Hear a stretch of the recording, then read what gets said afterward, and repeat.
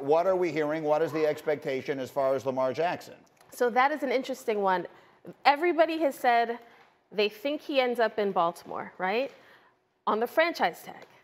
But will Lamar actually want to play for the Ravens? That is the thing that nobody knows. And I think the fact that he doesn't have an agent, the fact that this whole saga has lasted until now it's the next offseason, I don't think anyone would have predicted that Lamar Jackson would be the quarterback that'd be sitting out there still wondering, like, where is my money? So how are you handling this one, Mike T? Now I'm making you the general manager. Again, are you calling them and saying, are you willing to make a deal here? You can sign. There is a mechanism that's sort of like the NBA sign and trade, where they could tag him and then trade him. This one is the most fascinating one to me, Greeny, because if the Ravens put the franchise tag on, the Jets don't have to call him. They could just go right to Lamar Jackson and give up 2 ones, and where they're picking and what their options are, that may make the most sense. The Ravens could put the exclusive franchise tag on, which basically is another $8 to $10 million. The franchise tag's $32 million.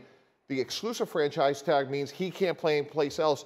And I've talked to multiple teams in the league. A lot of people feel like if Lamar Jackson gets this exclusive, the non-exclusive tag, some team will go after him. Maybe the Jets, somebody else. There's not enough quarterbacks, and Lamar Jackson's that good. Put him into this mix now. We're talking about the possibility of Carr. We're talking about the possibility of Rodgers.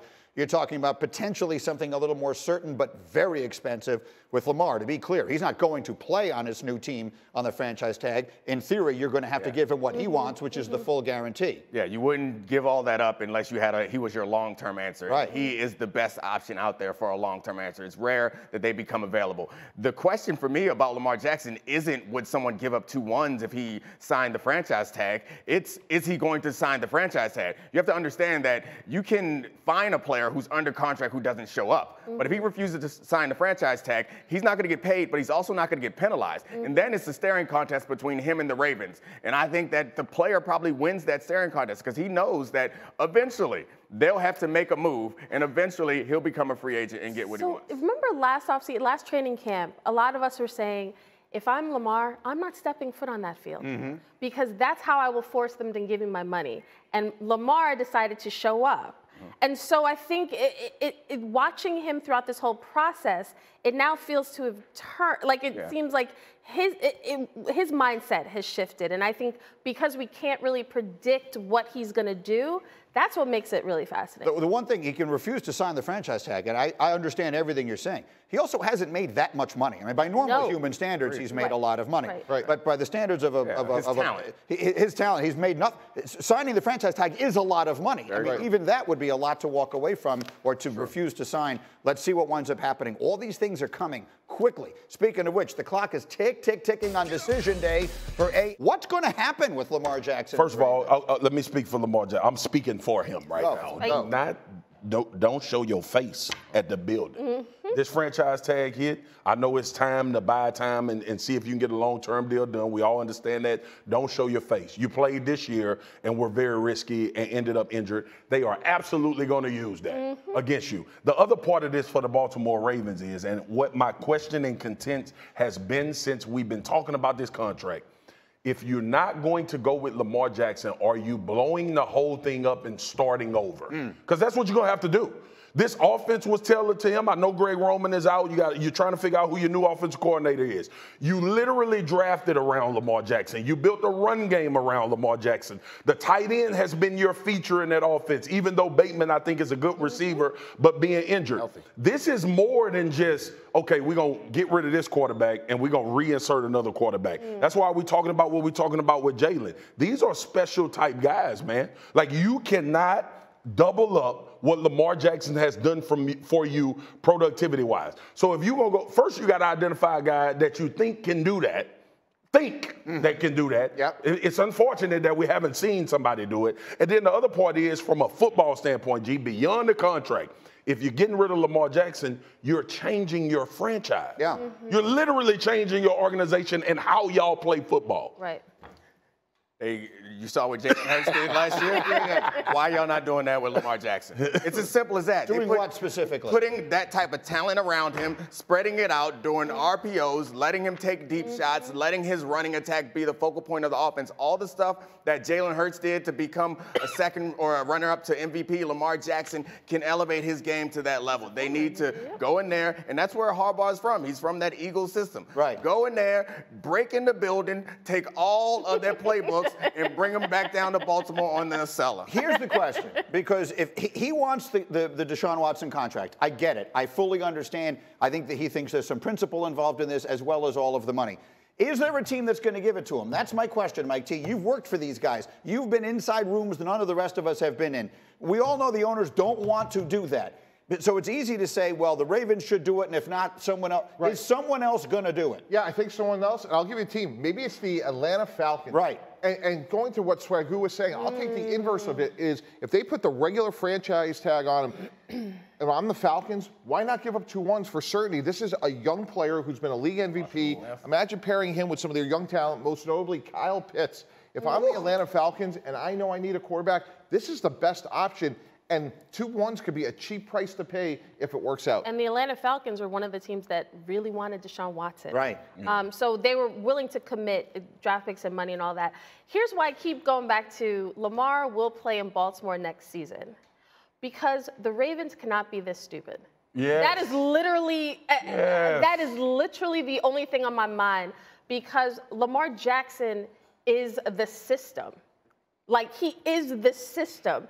And for you to move up to get him in the first round, for you to build everything around him, and we're on this upward trajectory, and then to hit pause and let pride, let dollars, because at some point, these contracts are going to go up. You don't want to pay Lamar, somebody will, and there are not enough quarterbacks. And you have a generational type quarterback in your building, it doesn't make any sense. I'm going to lose Marcus in a minute. Let me get you a final word. Go ahead. It's actually simple. What K. Moore just, it's very simple. You build around a quarterback that gives you a chance to win a Super Bowl, right? Everybody is in agreement, even the Baltimore Ravens are in agreement that Lamar Jackson is good enough to get you to a Super Bowl. When you look at, Foxy, you made the best point. When you look at what the Philadelphia Eagles decided to do, we have sat on this show for 3 years screaming for the Ravens to go get a wide receiver in free agency. We have screamed for them to evolve this offense in this passing game, and they have refused to do it. And because of that, you in this situation where you're going to have to pay Lamar Jackson. They traded away Hollywood Brown last year and drafted a center. I mean, and it worked out. I mean, they got good players. That he goes on his darkness retreat and he comes out ready to scorch the whole earth because if he gets moved. Right. So that's how do you handle this if you're at one of those teams? It's easy. 24 hours after the Packers lost to the Lions, if I'm Joe Douglas and the New York Jets, I am getting permission from Brian Gutekunst and the Packers, and I am all over Aaron Rodgers, and I'm going to do everything I can to make sure the answer is yes. But if it's for whatever reason it's no, I need to know before 4 o'clock today, because Derek Carr may be the next best option. I'm not going to get one in the draft where we're picking.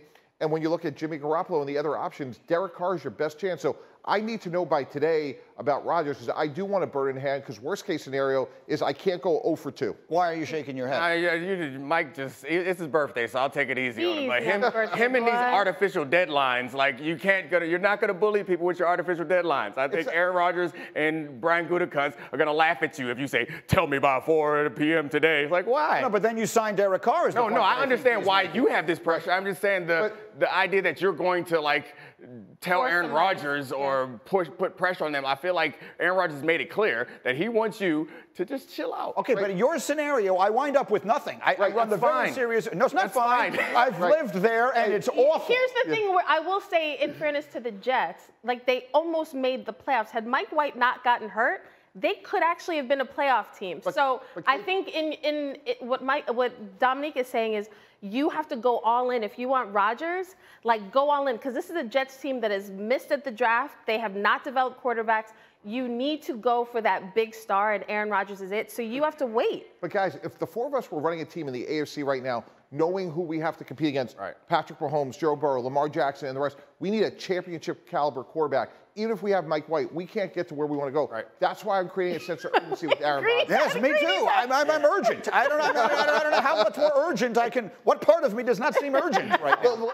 They have been trying to trade him. They haven't been able to. He will unquestionably be released before then. He's not going back to the Raiders. And so let's make it clear, Kmart, my insider extraordinaire. What does that mean? The Derek Carr domino just starts immediately, yes? Right.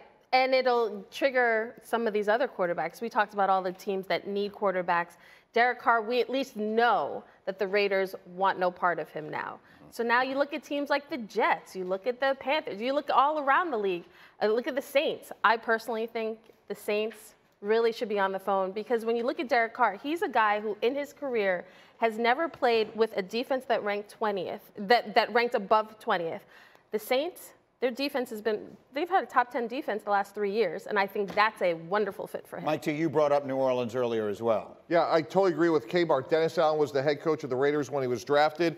This really stabilizes the franchise that's been, after Drew Brees, just one question mark after the other. Given where the NFC South is, I would be telling Derek Carr, you come here, we can win the division right now. Here's the thing, Dominique. You guys know where my hopes lie for the offseason for the Jets. I think we're going to start to see just how real some teams think the Aaron Rodgers thing is based on how strongly they pursue Derek Carr. My understanding is the Jets are obviously all in on Rodgers, but that they like Derek Carr as well. And the question is, do you go with the bird in the hand, try and sign Derek Carr immediately, or are you willing to roll the dice and wait and see what the ever unpredictable Rodgers does? Yeah, I'd say you roll the dice, but I think you're rolling the dice in two ways. Is one, can you get him? And two, how good is he going to be? Coming off of last year, Rodgers, he wasn't very good last season, but you could chalk that up to injuries and other issues. But I think you always try to shoot for the ceiling. It's really hard to win a Super Bowl, and trying to nibble around the edges is not the way I would go. All right, so let me ask a question that I think a lot of football fans ask, Marcus. How good is Derek Carr? I don't think people can make up their minds. We know he's good. The question is, there are varying levels in the NFL, and no one really knows how to categorize him. How good is he? A quarterback you can win with. I think Derek Carr and Dak Prescott are really on par to be the similar players. Okay. If you surround them with talent, they can have explosive numbers. This year was a little bit of an anomaly with a new offensive coordinator in Josh McDaniels. Obviously, they had some things that didn't work out there.